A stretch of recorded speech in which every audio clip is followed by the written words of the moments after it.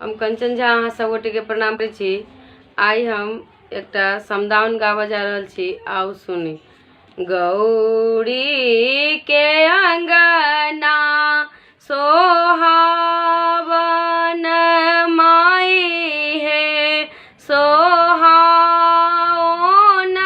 माई है। कानथ गौरी माँ, कानथ गौरी माँ।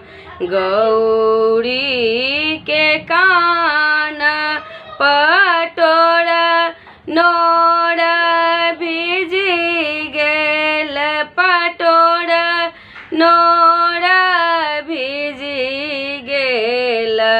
पड़ी जानत जलो न जा आए, पड़ी जानत जलो न जाए। अंगना में डोलिया लगौलनि शिव शंकर, लगौलनि शिव शंकर। शुभ घड़ी बीतल जाए, कानथ गौरी माँ।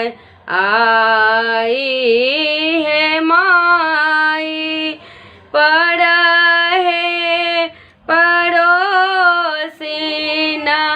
पड़हे पड़ोसिना। शिव जी के कही यो बुझाए, शिव जी के कही यो बुझाए। बर रे जतना साओ गौरी बेटी पोसल, गौरी बेटी पोसल।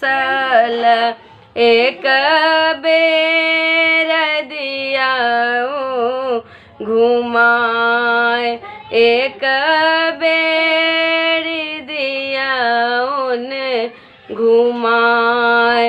कानथ गौरी माँ। भनहि विद्यापति सुनो है मनाइन,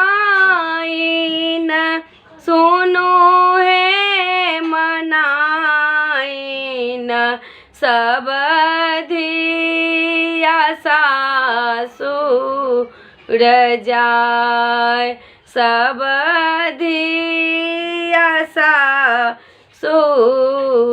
जाए। सब मन कामना जूनी कहीं संग में, जूनी कहीं संग में।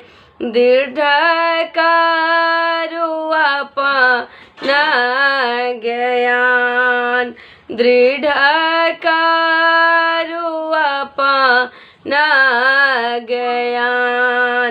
कानथ गौरी माँ, कानथ गौरी माँ, कानथ गौरी माँ।